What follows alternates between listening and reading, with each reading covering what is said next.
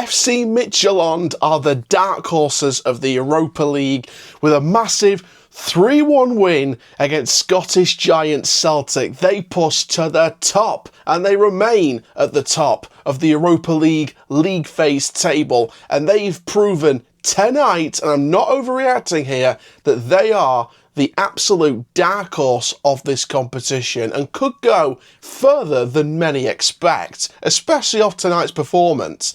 We're going to go into everything around this match. Stay tuned for 2 full half reviews. Make sure you subscribe, hit notification bell so you never miss more content both on location and in the studio. And for now, let's start with your starting lineups. I've just had a DM from League of Pundits. Now you're probably saying to yourselves, what is League of Pundits? It is literally as straightforward as picking one Premier League team to win every single match day. It is as simple as that. Make sure you create your own league with your friends and you can win some amazing prizes. However, you can also create some incredible forfeits as well. And I've got big news dropping today. I'm going to be creating the Chow Premier League right here on League of Pundits. So make sure you use the special designator code and make sure you join my league, and who knows, you could be walking away with some incredible prizes. Stay tuned because this year could really be your year. So we begin with your starting lineup, starting with the host side, MC Midtjylland, Elias Olafsson in goal in a 4-2-3-1 formation, Mads Beck at left back, Martin Ehrlich and Han-Byom Lee as the centre-back pairing from left to right, with Kevin Mbabu as the right full-back. In the deep midfield pairing, it's Philip Billing on the left side, Pedro Bravo on the right. On the wings, you've got Mikael Gogoza on the left, Dario Osorio on the right, and Gui Sung Cho as the attacking midfielder, with the star striker Francolino up front on his own. As for Celtic, they're landing up in the same 4-2-3-1 formation. Kasper Schmeichel leads in goal from the back. Of course, Kieran Tierney at left back, Austin Trusty at left centre back, Liam Scales partners him with Anthony Ralston as the right back. The midfield pairing consists of Arnie Engels and Callum McGregor, Sebastian Tunekti in the left wing, James Forrest on the right wing, Benjamin Nygren as the attacking midfielder, and Johnny Kenny as the lone striker. So let's start by talking to you about the first half, and I've got to say, this was FC Midtjylland written all over it pretty much. I mean, Midtjylland were just on fire from start to finish in that first half. I think Celtic had 2 tiny spells of momentum, like teeny tiny spells of momentum after the half-hour mark. For me, though, it was Midtjylland's to lose in that half. I thought Midtjylland were absolutely class, could have scored 4 or 5 or 6 even.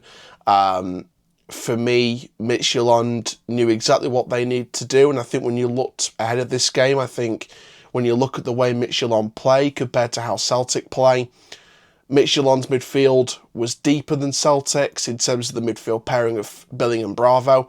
They're a much deeper midfield pairing when you look at this from a tactical perspective. Same formation, but what are Midtjylland's strengths? Work in deep areas, try and work it quick. Quick transitions are always going to be the big winning battle for me. If Midtjylland could succeed in the majority, if not most, if not potentially all of their transitions at a quick and rapid pace from back to front as soon as possible, they were going to win this game. No, I didn't expect it to be this open at the end of the first half. Not really. I'll be honest with you. I think my prediction going into this game, when I was thinking about this, when we were thinking about doing this game, was it was probably either going to be a 2-1 Midtjylland win or even just a 2-0 Midtjylland win, because I thought Celtic looked a bit tighter under Martin O'Neill, both offensively and defensively, compared to what had been going on in the lead up to Brendan Rodgers leaving Celtic or resigning from Celtic. So when you look from a Midtjylland perspective, quick transitions, can't get my words out, were going to be the deciding factor. Can they succeed in one of their main strengths? Obviously, the club has other strengths on the pitch right now. For me, it wasn't just the quick transitions. Use your set pieces, use your balls into the box, win the ball back in deep area. And the thing about their midfield pairing with Billing and Bravo, and you saw this numerous times, is the deep midfield drive forward. Even though the midfield is sat a bit deeper than Celtic's in terms of the double pivot, I do feel like Billing and Bravo are those deep midfielders that will drive it forward. So they can try and cover both boxes as much as they can, but also keep that solidarity if they need. Now, from a Celtic point of view, I mean, they left themselves wide open. I mean, let's talk about the goals, first of all. The first goal. Brilliant, brilliant ball into the back of the post by Gogetsa. And Ehrlich with a brilliant header near the back post. Really well worked. And yeah, I thought the defending was a bit lazy from Celtic in terms of how they set up for that cross in the box. I thought it was set up a bit lazily, in my opinion. The second goal, the creator became the finisher. And this one was, in fact, a defensive mistake. Not taken with the finish, though, from Mikel Gogetska. Not taken with the finish at all. I thought the gap between Ralston and Forrest on that right-hand side to let Gogetska through, to curl it into that back corner, I thought the gap was embarrassing. And, you know, I've done coaching badges. I'm looking at these matches now, both on location and recorded in the studio from a tactical perspective, putting some of my own coaching education into these videos. And when I look at what happened in that goal, all I could see was mistake after mistake, especially with that second goal. I thought the gap was too wide. They didn't cover themselves in glory quick enough. And before we know it, Gogetska just gets the shot off, curls it back of the corner, and it's 2-0. 3-0. Debatingly, and I think commentary said this as well, I thought Tuchekni, I think that's how it's pronounced, Tuchekti, I thought he could have stepped off his man a bit sooner. I think I could have pressed the ball to have not given Francolino that much space to go for it. That's his 50th goal for FC Midtjylland, Francolino. My God, what a player. And can I just touch on Francolino, by the way? What a player in that first half. And, you know, he's just one of the hardest working strikers I've watched in a while. He covers both boxes, he tracks back, he runs forward, he presses, he works for it, he covers in whatever area he needs to. He's an attacking player who, for me, is someone who will work tirelessly and effortlessly to get the most out of his game, both offensively and defensively, in terms of the main strength for Francolino as a striker is the fact that he is a quick transition striker. He will win that ball back if he needs to, or he'll be ready to make that run from back to front, and he will be ready. His pace in transition on the run in front of the defensive line, receiving the balls through either in the box or outside of the area or through balls, breaking the defensive line breaking passes. That's what he thrives off. He's an all-round thriver of balls in the box and line-breaking passes. He is an effective goal scorer, as proven. I think he's been one of the most underrated goal scorers in Europe this season. And I think that's his, 17th, 18th goal this season in the season, and the 50th for the club in general. I think that's just unbelievable. So in this second half, what needed to be done? Well, what needs to be done, should we say? Well, Celtic need to tighten up, because it was clear what was going to happen. If Celtic were going to leave gaps, it was in that central defence and the central midfield. And my word, did we see gaps. On the right-hand side for the second goal, we saw gaps for other chances that didn't end up coming off because of an offside or a miss or a save by Schmeichel. From a Midtjylland perspective, keep it controlled, keep it content, and if you can nick a fourth or fifth, go for it. Don't be afraid to put them to the sword. And to be fair, when you look at the 3-0 scoreline, the manager didn't even, well, it didn't look like on camera he was celebrating. It was like, right, heads on it now. I love the mentality of that manager. 3-0, heads on it. It can still be a dangerous scoreline. Let's see it out in the second half, and let's, you know, not cover ourselves in embarrassment, which, to be fair, Midtjylland are top of the Europa League group stage as it stands, as of recording this clip. So, you know, what it ends up by the end of the night, we'll see. But for me, Midtjylland have been probably the strongest side in the Europa League. Are they potential winners? We never know. But let's see what happens in the second half. I've just had a DM from League of Pundits. Now, you're probably saying to yourselves, what is League of Pundits? It is literally as straightforward as picking one Premier League team to win every single match day. It is as simple as that. Make sure you create your own league with your friends and you can win some amazing prizes. However, you can also create some incredible forfeits as well. And I've got big news dropping today. I'm going to be creating the Chow Premier League right here on League of Pundits. So make sure you use the special designated designated code and make sure you join my league, and who knows, you could be walking away with some incredible prizes. Stay tuned, because this year could really be your year. So the second half is exactly what I thought would happen. I think it was a more controlled Midtjylland second half. I thought they were still definitely the better team. I thought Celtic did come back into it a bit more in the second half than compared to the first half. Obviously, Celtic getting their goal back. For me overall, though, I thought Midtjylland was still controlling. I felt like Celtic had missed opportunities to counter with a bit more venom and a bit more threat. For me, I think Midtjylland was still controlled. The one thing I did notice in the second half compared to the first half, and I think Midtjylland needed to do this in the second half, was that sense of needing to build up the play a bit more. And I think that part of that was because Celtic were still pressing a little bit here and there. I don't think the selection was too right for Celtic tonight. I think there were concerns about it. I do think I can share those concerns to some extent. From a Midtjylland perspective, what they did well in the second half, like I said, was the build-up play, and they utilised that. And Celtic, straight away with the selection, made the double change at the start of the half, taking Forrest off, and it was one of those players. And for me, Celtic, like I said, they had a better second half than the first half, but again, the build-up play from Midtjylland was brilliant. And like I said, I saw more of that in the second half than I did in the first half. What was needed to be done was Midtjylland keeping the ball a bit more. And I think that's one of the main things I noticed for this, going into the second half, shall we say. I think that Midtjylland needed, and in my opinion really needed, to be a little bit more careful with the ball.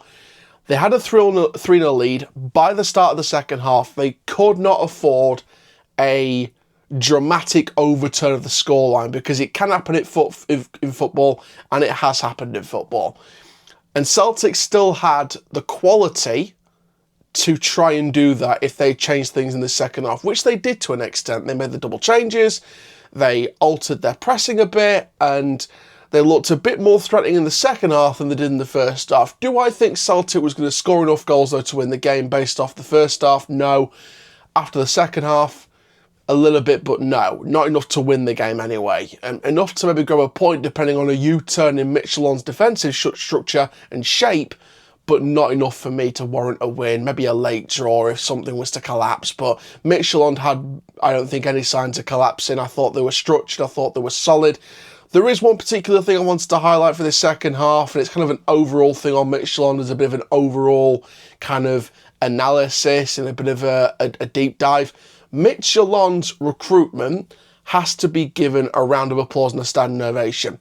Franchelino, Bravo, Philip Billing, who I believe was €5 million, and it was their highest club record fee for a player, which is unbelievable that €5 million is a club record fee in 2025. But that's the level we're talking here. So Billing being the top signing financially, you've got Bravo, you've got Franchelino, you've got Goretzka, you've got Olasun in goal. When you look at the recruitment by FC Midtjylland, and you look at the markets they're recruiting in from an overall perspective, it's not like they're going out and picking big names and spending massive amount of cash.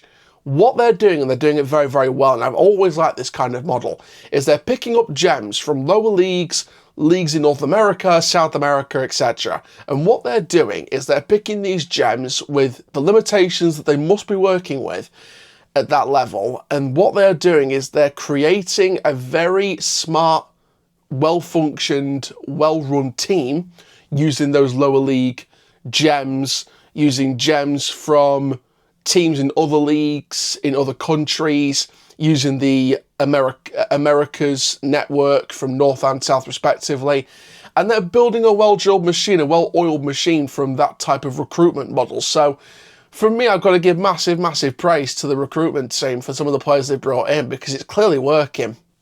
And the head coach as well has got them set up brilliantly. Like I said in the first half, for me, the big thing with Midtjylland was those quick transitions, and we saw that again in the second half. Some really great transitions down them flanks, cutting inside, well worked in the middle, the deep pairing still driving, and of course the likes of Philip Billing and Franchelino given standing ovations by the fans. I think they were two of the better players in that game. I thought the whole of Midtjylland was great, to be honest, but if I could pick out a standout player, you're looking at players like Francolino, you're looking at Billing, you're looking at players like Goretzka. So, for me personally, I think Midtjylland fully deserve this. For Celtic, it's a write-off. Go back to the drawing board. Obviously, they're still looking for a brand new manager. We don't know who is going to take over at this point.